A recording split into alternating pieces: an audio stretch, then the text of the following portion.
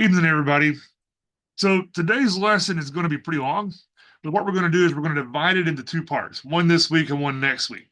So when we get to the end of tonight, if you don't think it sounds complete, that's because it's not complete.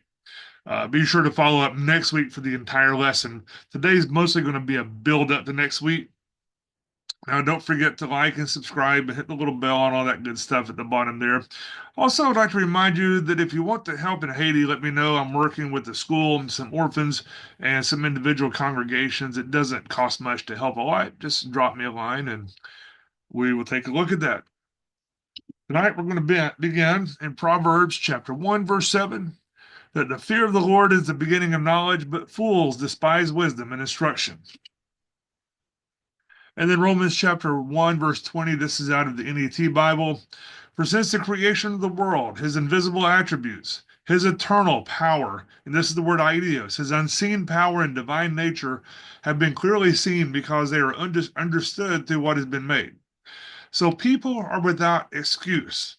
And this has to do with purpose, not result. After being enlightened, if they fall back into sin, there's no excuse for them. This passage is a self-revelation of God, and it contains an oxymoron. It says that his unseen attributes are clearly seen. The Bible is special revelation, which means that it tells us about God, but it can't tell us everything about God. It contains everything that we need to know about essential doctrine and how they relate to God, but God expects us to go further than that, and that's why the study of God is considered the highest form of worship. Not prayer, not singing and dancing, not holding our hands up and swaying around, but study. The Bible tells us that study is the highest form of worship. Now, the Bible tells us some of the whys of why things happen, and it gives us a framework of what ought to be, but it cannot contain everything that we know. Science, on the other hand, cannot tell us what we ought to be. Science can only tell us what is, and the Bible tells us what ought to be. Now, the Bible is not a book of science. It doesn't contradict science as it's written. The Bible only contradicts science fact when we put our opinions into the Bible. When we add to the Bible, that's when it contradicts it. By the same token, science only contradicts what the Bible actually says when we put our opinions into science instead of what is actually observed there. So today we're going to begin a short sidetrack. We're not taking a detour. We're not going around the subject at hand, which is Baal. But what we're going to do is we're going to take a sidetrack and we're going to inject a few things into our study. We've been looking at the Nephilim and their return. Specifically, we've been looking at the Jezebel, Astarte, whatever other name we want to use for her. We've been looking at the Ahab spirit, and we've been looking at Baal by whatever name that we use for him. What we're doing today is laying some groundwork for the continuation of that study. Some of the hows of how things happen or how they might happen, things that the deceiver can use to deceive people, especially those who are within the church, and promote his attempt at taking over the world. Now, this is not intended in any way to be prophecy of the fortune telling type, but simply some possibilities of what may happen and tools to spot these things. Our time is short here on this earth, and we need to be prepared and we need to help prepare others. Now, one thing that many people fail to understand is correlation and causation. Many, perhaps most people, will see an event that happens and then another event and will determine that the first event caused the second event. One example of that is in Alaska, and many of the people that I knew there were under the impression that clear weather caused the aurora to occur. Why did they think that? Well, isn't it obvious that when the weather's clear, we see the aurora? But that's correlation. What causes the aurora? Now, there's a link below to this study on this. But the short version is that electrically charged particles from the sun hit the upper atmosphere and it interacts with the magnetic field around the earth. And it's beautiful. It's absolutely mesmerizing just to sit there and look at it. And if you ever get the chance, go north and see them. However, if it's cloudy, guess what? You can't see them. If it's clear, you can see them. If there is a magnetic show taking place, you don't see it every night. There has to be a show going on. So clear skies is a correlation because you can see them, but it is not a causation. Simply put, a correlation between two things is a relationship or association between those two things. Techniques that are called correlation analysis are used to measure the strength of association between two things or variables. And there's a correlation between two variables when there's a dependence of one on the other. In other words, I can see the aurora because the weather's clear. So when there's a causation between two variables is when one causes the other. That's called a causal relationship. The aurora is caused by an interaction between charged solar particles and the magnetic field. A nuclear chain reaction is caused by neutrons hitting radioactive uranium-235 under certain conditions. So it's simple to show correlation, but it's difficult to show causation. And as Bible students, we need to be careful to not confuse the two. There is a joke that says that everybody who confuses correlation with causation ends up dying. And that's because everybody ends up dying. Now, you may observe the correlation and speculate causation. You may say, well, I can see this, maybe this is causing that. But you cannot assume causation without strong evidence or hopefully proof. So, for example, if someone tripped over a ladder and they fell and they were injured and they sued somebody, the lawyer would not go into court and argue that the ladder caused his client to fall and get injured.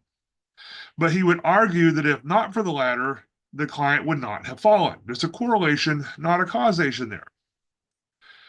Then there are coincidences.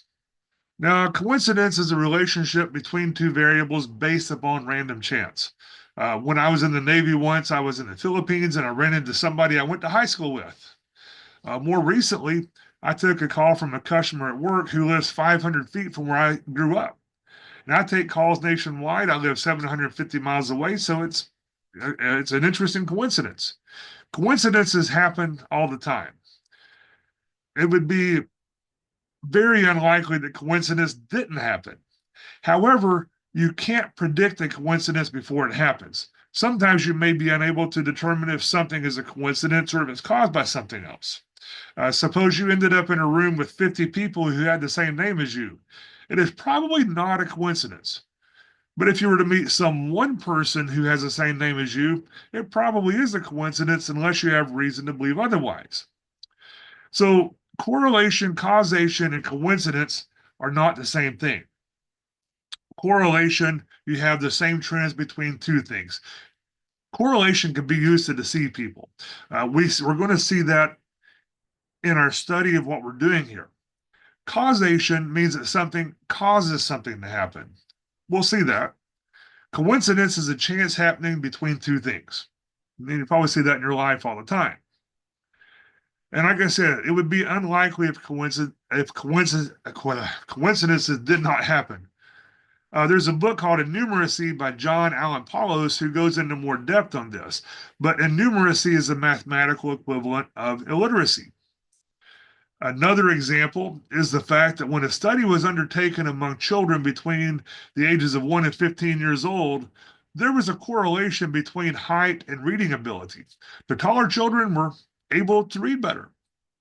Also, those who were heavier tended to read better. And this information was used to deceive people into paying more taxes to increase nutrition so that reading scores could be improved. The reality was that the older children tended to be taller and heavier, and older children obviously tend to read better.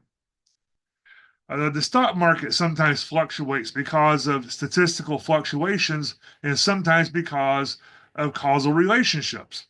So correlations can often be used to make predictions, but there's always going to be errors involved because it's not causation. In other words, you can predict things with correlation, such as clear skies make it so the aurora is going to be visible, but there may be errors, such as there's no aurora out there tonight. Now, this is an important lesson that we're going to bring up periodically throughout the rest of our study on the return of the Nephilim, particularly surrounding certain events, some of which we're going to be looking at this evening.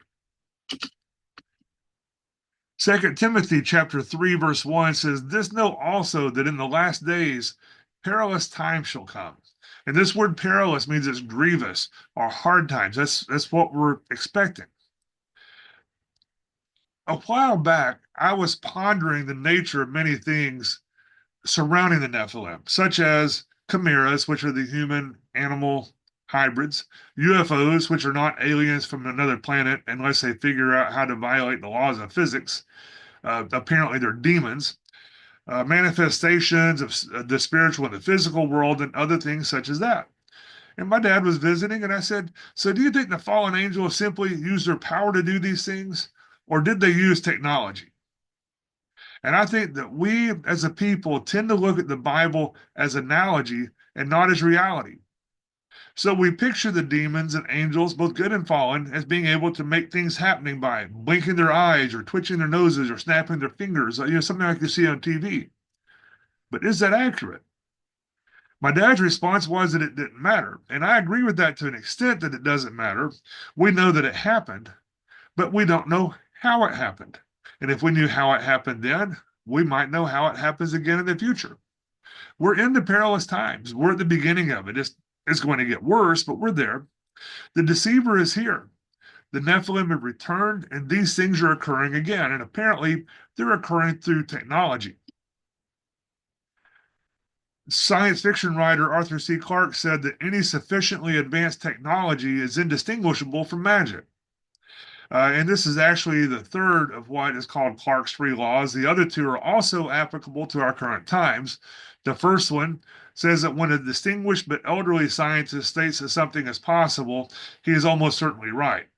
When he states that something is impossible, he's very probably wrong.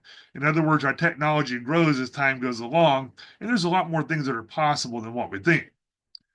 The second law is the only way of discovering the limits of the possible is to venture a little way past them into the impossible. And then, of course, the third one that any sufficiently advanced technology is indistinguishable from magic. These were first put together in an essay by Clarke called Hazards of Prophecy from a 1973 book called Profiles of the Future. It's not available through public domain, so I don't have a link to provide for that. But this is obviously not talking about biblical prophecy, but it's predicting the future of science, which is relevant to what we're looking at right now. So, what do we see going on in the world around us? What would someone from 2,000 years ago have thought if they came here and they saw everything that we have, the things that we take for granted?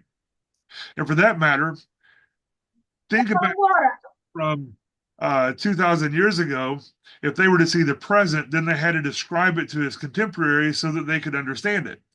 But then also, all people through all the ages would need to understand it as well. If we were to say to this person, "Hey, we're going to the moon," or "We went to the moon," that would be just utterly incomprehensible to somebody who's not even discovered heavier than air flight. So, how would you describe these things? We see these scientific things or these things that were happening in the past, we see them happening again today. They are not quite as in your face with it as they were in Genesis 6, because in Genesis 6, the society just embraced it, which we're headed that direction now. I don't know how far we are away from that, but we're headed that way. But they're here. People are using technology to do things that would have been unimaginable 50 years ago, and they're still unimaginable to the masses of humanity today because people don't pay attention, people don't study, they don't learn.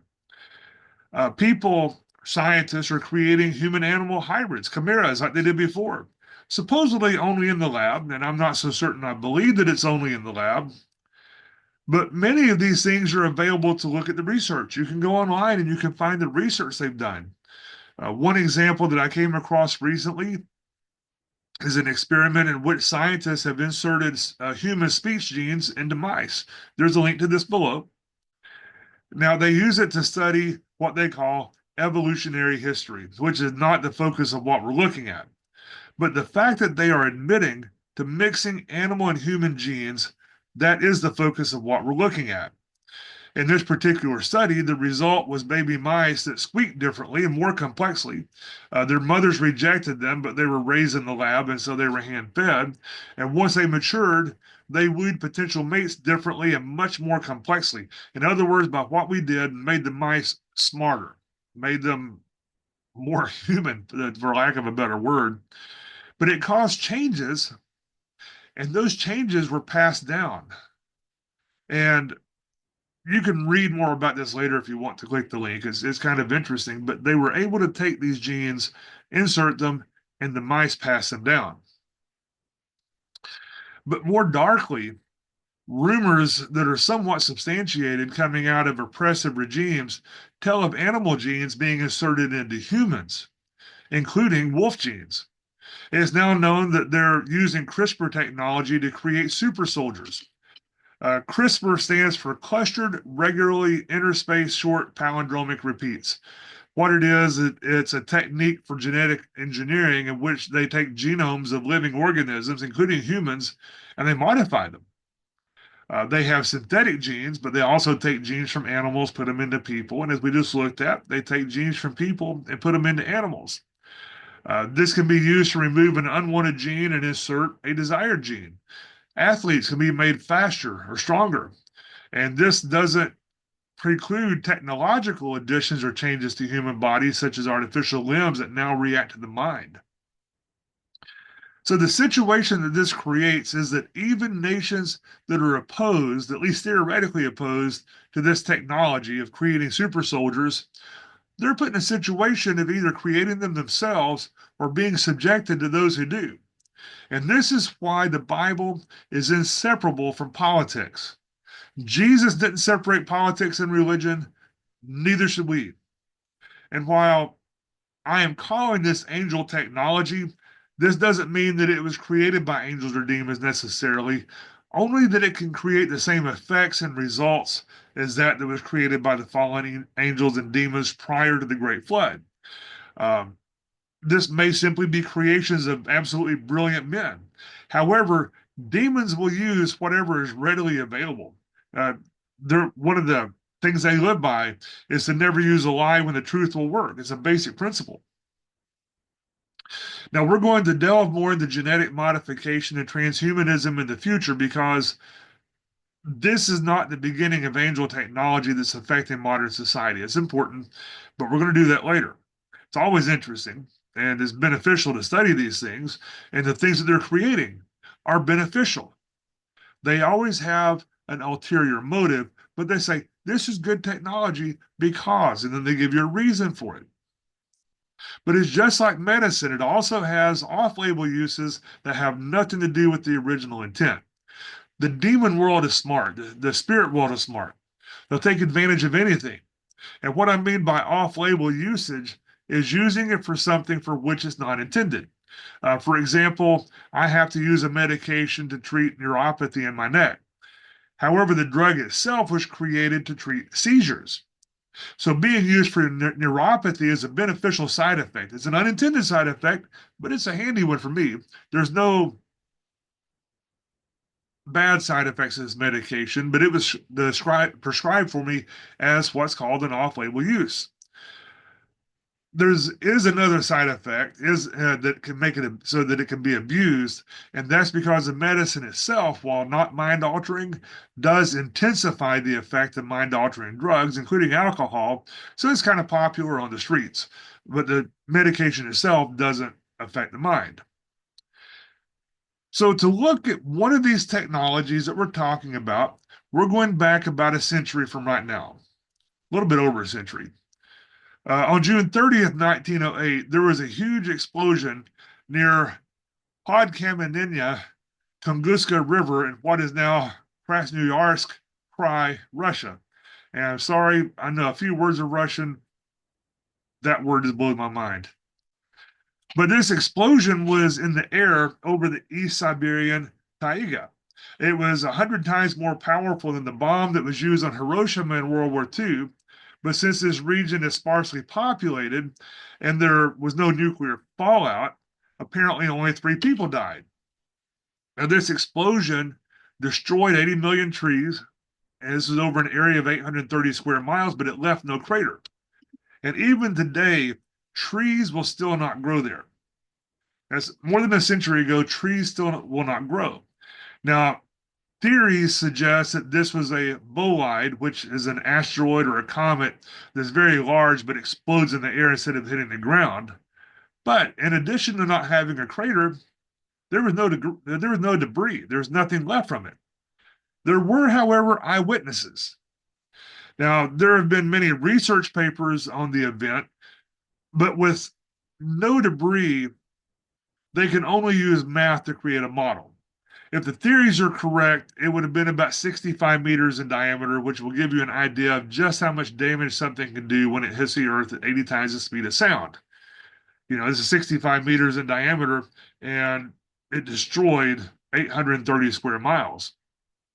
But what did the eyewitnesses see, and what did they say about it? Just after 7 a.m. local time, Avinki natives and Russian settlers in the hills northwest of Lake Baikal observed a light that they described as being as bright as the sun moving across the sky.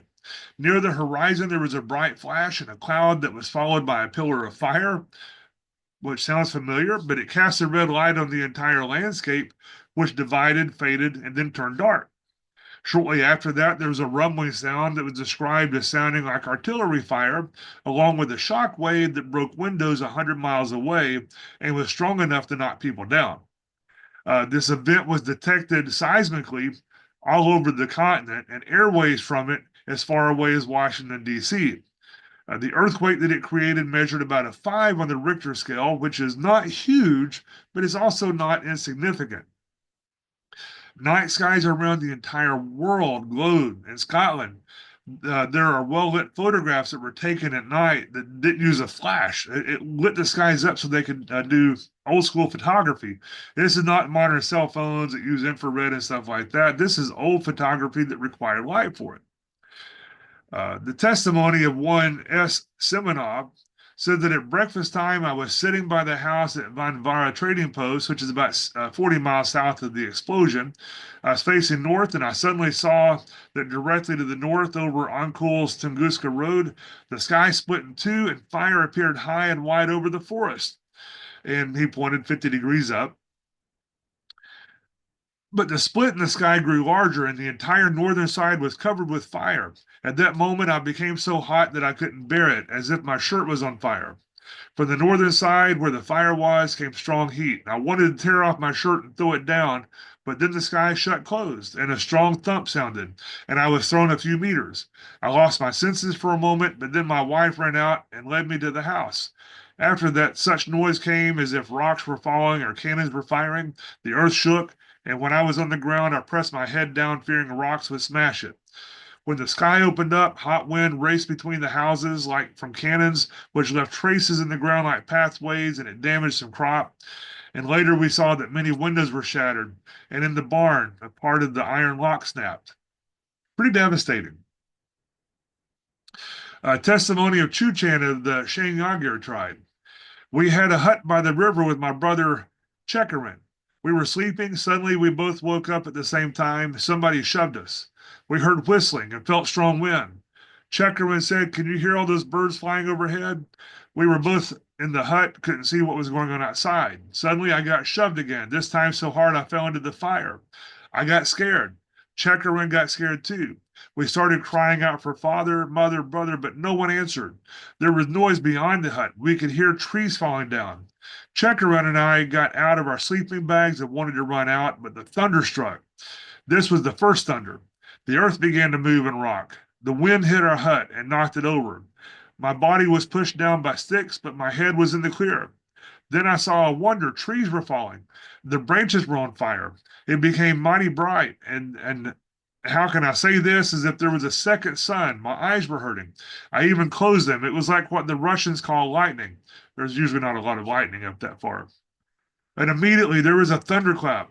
And this was the second thunder. The morning was sunny. There were no clouds. Our sun was shining brightly as usual. And suddenly there came a second one. Chekarin and I had some difficulty getting out from under the remains of our hut. Then we saw that above, but in a different place, there was another flash, and loud thunder came.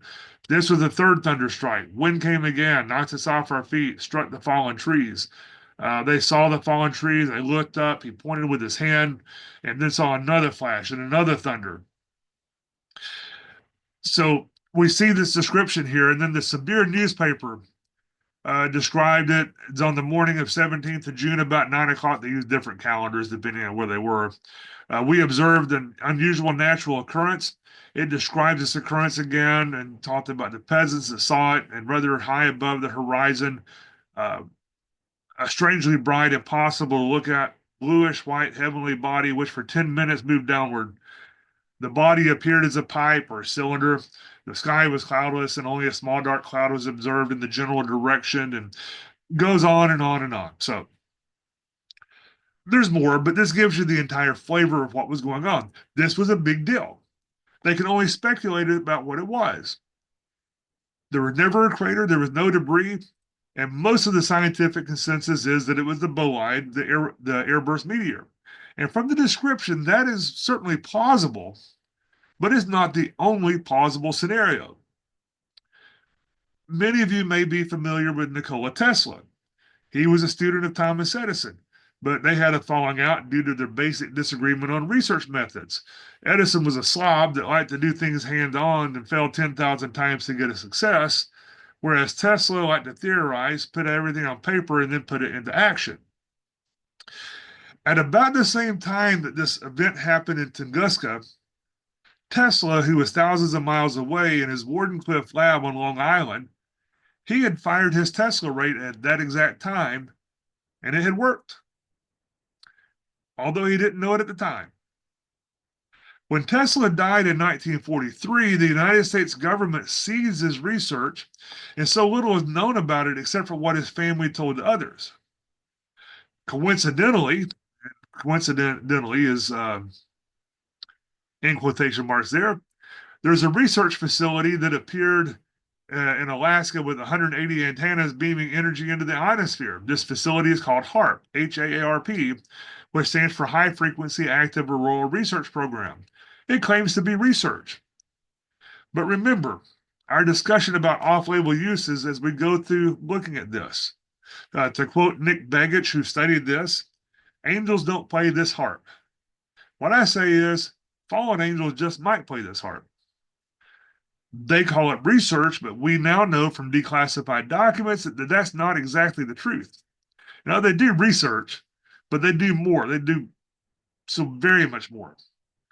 What was intended by Nikola Tesla to be the greatest gift to mankind was seized by the government and turned into the world's most powerful weapon.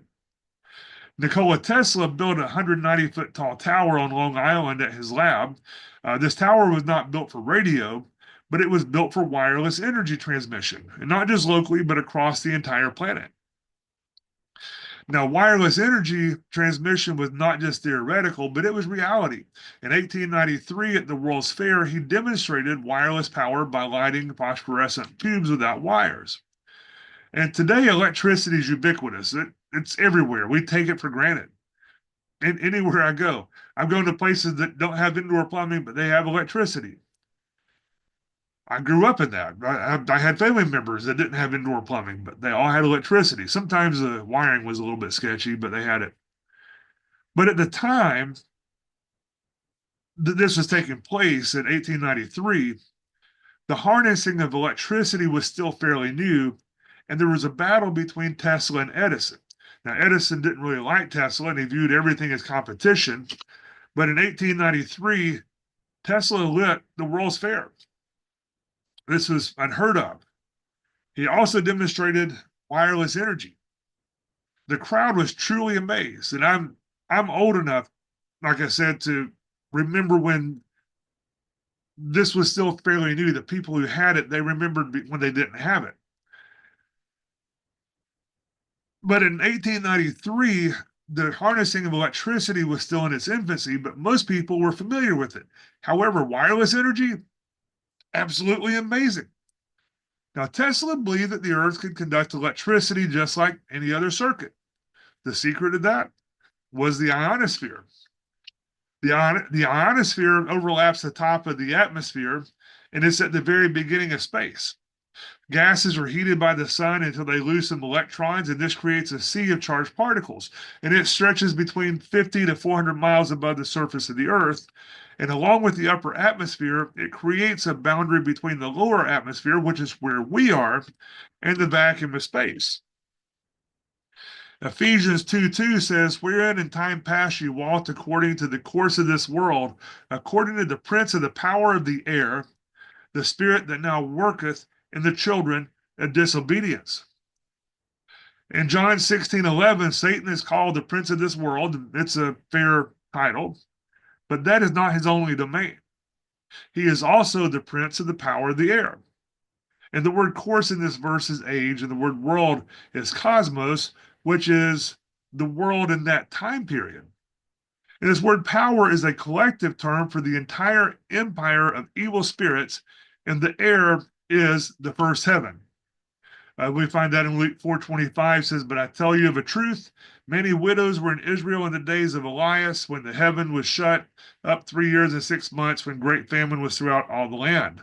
Here in this verse, the word heaven, which is oranos, is used. And it's two different words describing the same general vicinity. But one is physical and the other is spiritual, and the demons occupy both at the same time. Satan is the god of this world. Satan is the prince of the power of the air. And we as humans ignore the overlap of the spiritual and the physical at our great peril on this. Now, this spirit that's being spoken of is not a specific spirit, but a generalized spirit that possesses a group of people. It's the power of Satan that works in the hearts of men. Ephesians 2:2 from the NET Bible says, "In which you formerly lived according to this world's present path, according to the ruler of the kingdom of the air, the ruler of the spirit that is now energizing the sons of disobedience." So, because the ionosphere is formed when particles are ionized by the sun, it's constantly changing. It also changes from the day side to the night side. On the dark side, it thins out. But there are other things that make the ionosphere unpredictable. Because it's the boundary to space, many of the artificial satellites, including the International Space Station, are in that area and they can be affected by the changing conditions. For example, if the ionosphere swells, it will drag on them, slowing them down, changing their orbital lifetime. Also, disturbances in the ionosphere can disrupt signals in everyday communications and navigation systems. Both GPS and radio signals travel through the ionosphere and it bounces back and forth until it reaches its destination. If you operate ham radios, you understand this concept. That's how you can talk to somebody so far away. When I was a kid, I think I was about 6 years old, I received a transistor radio that was made in Japan for Christmas one year. It was not innovative. It wasn't something new, but the Japanese had made it very efficient, very affordable, worked really well. It was kind of a novelty at the time because even cars did not have radios. And I would sit there late at night listening to it. If my dad's listening, I may or may not have been past my bedtime. But I would hold this radio and I would nudge the little dial a little bit. And then I'd be listening to a baseball game in Chicago. I lived in Southeast Tennessee at that time, where I might be hearing somebody speaking in a foreign language, which to my young ears was just absolute gibberish. I didn't comprehend foreign languages at the time. But changes in the ionosphere's density and structure can disrupt or can enhance these signals. The weather on Earth can influence the ionosphere, such as thunderstorm systems, due to pressure waves that ripple up. And this factor is going to be important later on in the study. But even the weather from space can affect it due to things such as the magnetic changes and electronic conditions changing, usually connected to solar activity. In other words, outside forces can affect the things in our upper atmosphere. Now, we can see the changes in the ionosphere. We can see airglow that happens when atoms in the upper atmosphere emit light in order to get rid of excess energy, or when they capture a free electron and they have to shed a proton to get rid of excess, or a photon to get rid of excess energy. It's beautiful, but it's also useful for measuring things and what happens in the ionosphere. Each gas has its own color so that we can see how these gases behave, but we also observe what is happening through light that is not visible to the human eye using instruments aboard the GOLD satellite. GOLD stands for Global Scale Observations of Limb and Disk. So even the satellites that are in space are at the very outer limits of the atmosphere, which is the air, and light is important. God is pure light. In the 12th century, Rabbi Maimonides said, and this is a paraphrase, that God uses pure light to create the universe, and that light coalesced into everything in the universe. That sounds a lot like the Big Bang. This was in the 12th century. I once had a physics textbook many years ago that had his quote at the beginning of the book, and I wish that I'd kept it so that I wouldn't have to paraphrase this, but I don't even remember the name of the book in order to purchase it again. This was a secular textbook, so they were not trying to prove that God exists, but they were using the quote because it was a 100% valid quote. As a side note, this view that he presented, it went against the settled science at the time. Now, science, true science, is never settled. It's always questioning. But what they called the settled science at the time, it knew that the universe had always existed. But this view was challenged based upon a biblical worldview that said that the universe had a beginning. In other words, the idea of a Big Bang creation at some unspecified time in the past is a biblical idea that contradicted science. It was further developed by a Catholic bishop in the 16th or 17th century. His furtherance of this was more philosophical and not scientific, but based upon what the Bible said. But it was put forward as a more specific scientific theory by a Catholic bishop in the 1930s. And contrary to what both the secular humanists and those who believe in a young earth creation say, the Big Bang is not something that avoids God. It is something that shows how God created the universe. It is coded information, and coded information requires someone to code it. 2 Corinthians 11, verses 13 through 14. For such are false apostles, deceitful workers, transforming themselves into the apostles of Christ. And no marvel, for Satan himself is transformed into an angel of light. Satan is the enemy of man more than he is the enemy of God. He's a deceiver, and his representative on earth is a deceiver. With the return of the Nephilim, people will be deceived by the angel of darkness appearing as an angel of light. And the unsaved world is already deceived. He is out to deceive the people of God, Christians and Jews. So those who are deceived will be false apostles, or they'll become false apostles, and they will be deceitful workers, even though it's not through their own desires or doings. They're going to be desiring to do good, but they're going to be deceiving others because they themselves are deceived. And that is why the doctrines of demons are important to be discerned. If someone walks up and says, I'm a witch, listen to me, you're probably not going to be deceived. But if somebody says, I'm a preacher that's got a message from God, listen to me, you need to be prepared to make sure that that's somebody that you should listen to. Now, back to the ionosphere, Tesla, and angel technology. So Tesla knew that by pumping electromagnetic energy into the ionosphere, he could create a resonance system that would span the entire globe. He could create a sustained motion that would push ripples in the ionosphere at a frequency that matches the resonance of the Earth, that would create stable waves that would circle the entire planet. Now, the definition of resonance from Britannica says that it's a relatively large selective response of an object or system that vibrates in step of phase with an externally applied oscillatory force. It's a fancy way to say that you can hear this in musical instruments and the human voice because it sounds good. This principle is extended to certain mechanical and electrical phenomena. Mechanical resonance, such as that produced by wind and bridges, can build up to destructive levels. Back in 1940, it's not playing. There we go. The Tacoma Narrows Bridge was built in such a way that the wind built a resonance with it that it just rocked it and shook it and finally just blew it down. It was faulty engineering because they didn't take the wind into account where this was. It was beautiful and it was used and then it blew down. But spacecraft Aircraft, surface vehicles, they have to be designed in such a way that vibrations caused by their engines or their movement are kept to a safe level. In electrical systems, it's slightly different.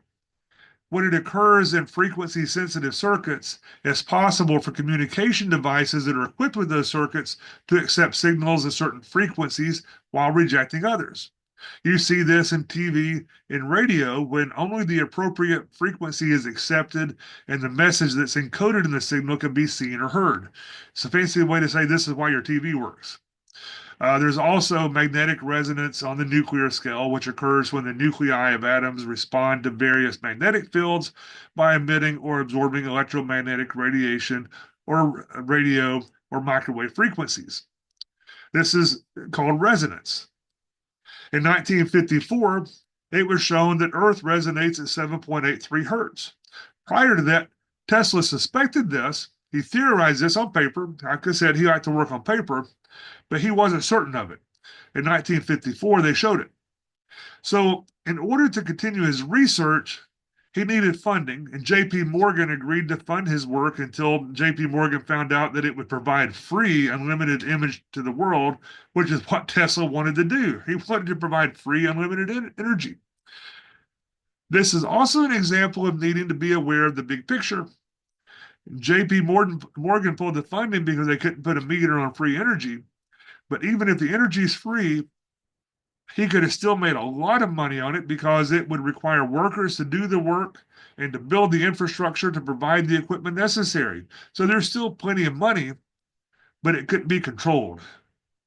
And remember, most of the problems in our spiritual life are not from money, but from control. So without the funding, Tesla couldn't continue. In the 1930s, Tesla announced Teleforce.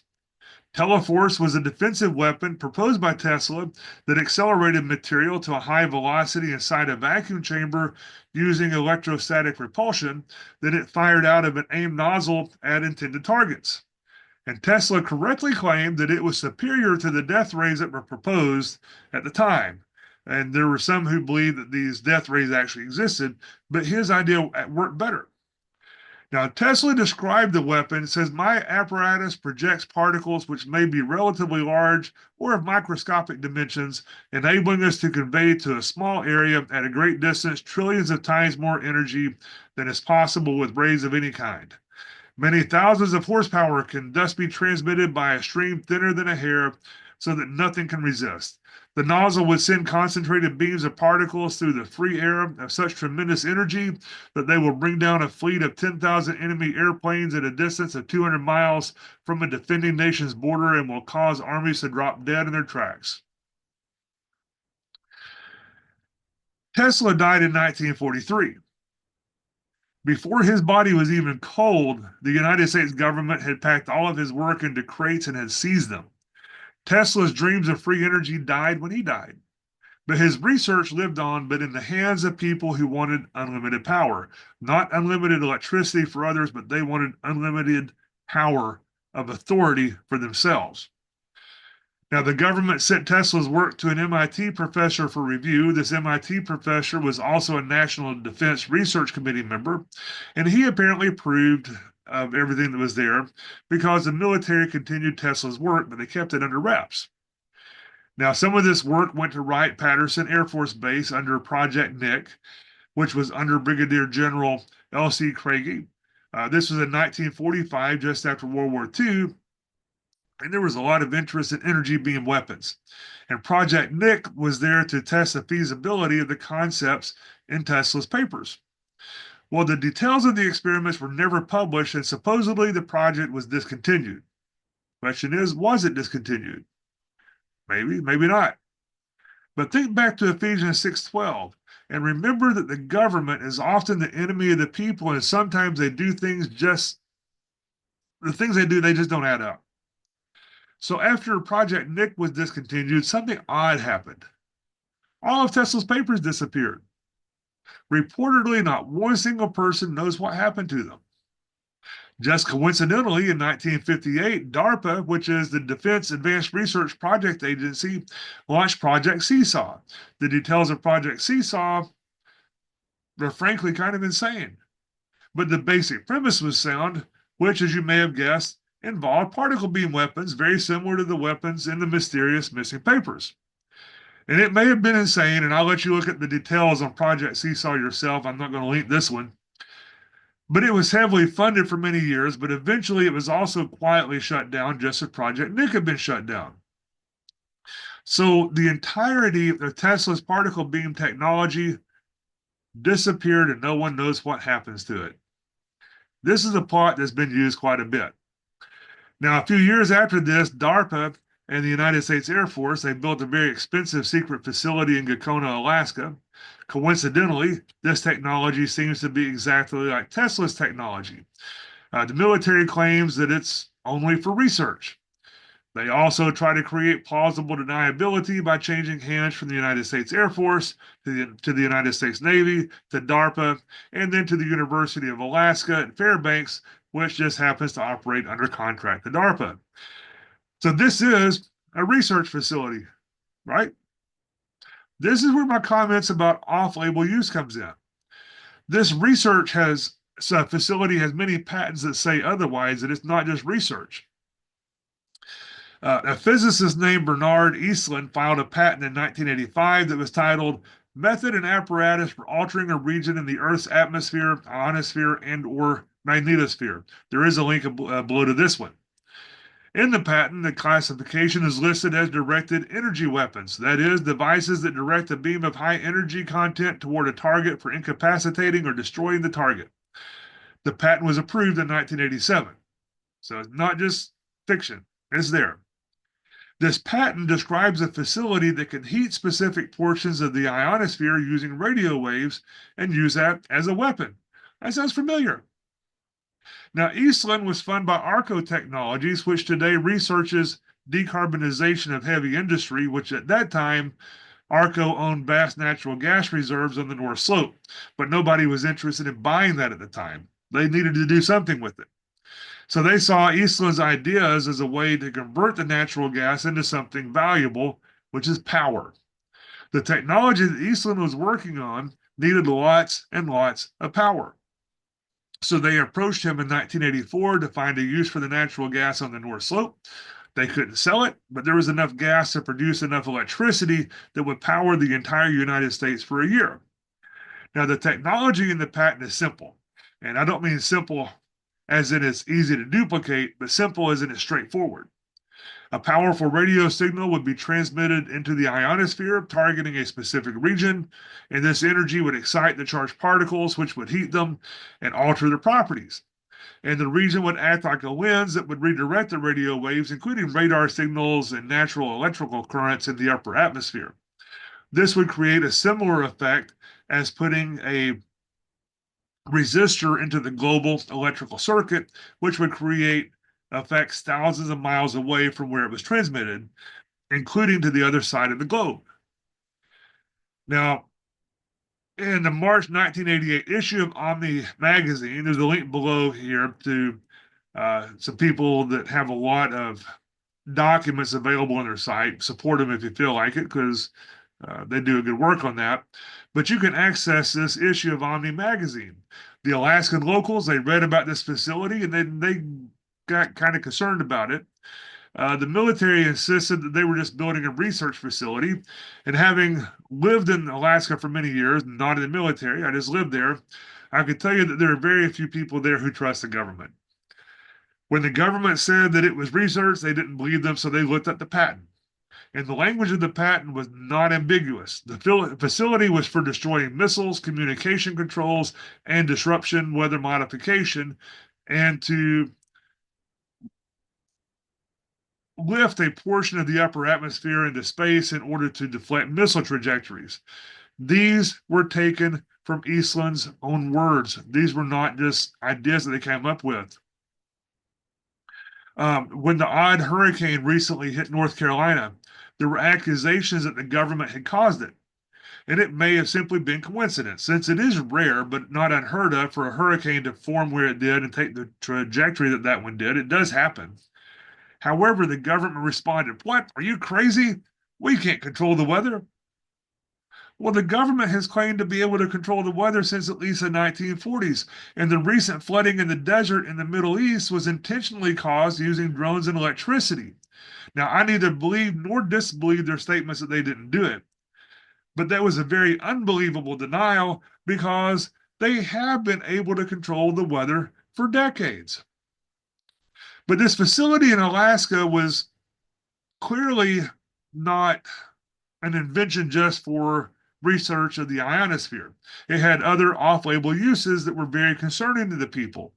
And as the facility was being built, it became clear that they were not simply doing research on the sky, but they were turning the sky into a weapon, the third heaven, where the dark spirits have their domain, where Satan is the prince and the power of the air. Now, the radio antennas at this facility, they were more powerful than any other antennas in the world by several orders of magnitude.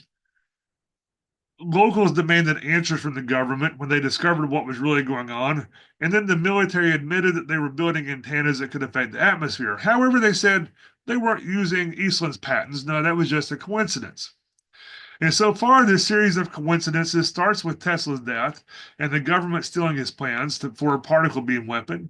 Then they mysteriously lose those plans, but by some random chance, they just happened to find a guy who just happened to patent a bunch of stuff based on things that Tesla was working on. Then they gave him a lot of money to build HARP, but they're not using his patents, they're using other patents. And there's nothing questionable going on, nothing at all. Before his death in 2007, Eastland confirmed the military's interest in what he was doing. He also said that HARP is just the first step. And he told us that there were powerful people involved in this. The military created other patents that were built upon Eastland's work, and when you look at them all, it's evident how they plan to use it. This facility can create EMPs, electromagnetic pulses, just like the ones that are created by atmospheric thermonuclear devices, but without the radiation fallout. It can replace extremely low frequency submarine communication systems. In other words, it points into the sky, the third heaven, but it can extend into the abyss below. It creates an extremely accurate replacement for over the horizon radar, and it can even detect if a missile is carrying a nuclear capable warhead. Now, in 1993, the facility was finished, and what had been created was a machine that could just literally weaponize the weather. But DARPA and the Air Force wanted to reassure the world that there was no association between the ionosphere and weather on the surface of the Earth. We know that this is an out and out lie. Remember our discussion about causation and correlation in relation to the aurora? Well, the aurora does change the weather patterns. It only takes a relatively small amount of energy to influence the Earth's air. And we know that events in the upper atmosphere do affect ground weather, and ground weather affects the upper atmosphere. It goes both directions. In 1996, the U.S. Air Force published a paper called Weather as a Force Multiplier, Owning the Weather in 2025. The link to this below. It sounds like something out of a bad science fiction novel from the 1960s, but it was an actual military assessment of weather modification as a combat tool. And it's not necessarily military combat. It can be combat against civilians because the government calls many things a war in order to get people to cede power to the government. There's a war on poverty, war on drugs, war on homelessness, things like that. All of these so-called wars seem to fail, but they succeed in conquering the people, and they do so with the will of the people. Now, the paper lays out how weather modification will become part of both international and domestic security. In other words, how they can use it on their own people. We can't control the weather. Are you crazy? This could be done unilateral since we have all the toys. Nobody else has it. We could use it both offensively and defensively, and it could even be used as a deterrent, so it could have a good use. But warfare is as old as man. It's older. The angels seem to have been at war. And we don't know what was here before man was created, so there was probably war then also. And that's where this is headed, because we're headed to war. And I know that this is not a great stopping point for this. We're just building up to what's going to happen, but we're going to stop here tonight. the part when we pick up next week, we're going to get to the part that's relevant to our study. This is just laying the groundwork for it. But there was war in heaven. There will be war in heaven. And we're at war with the dark forces in the spiritual world. And we're going to start with war next week.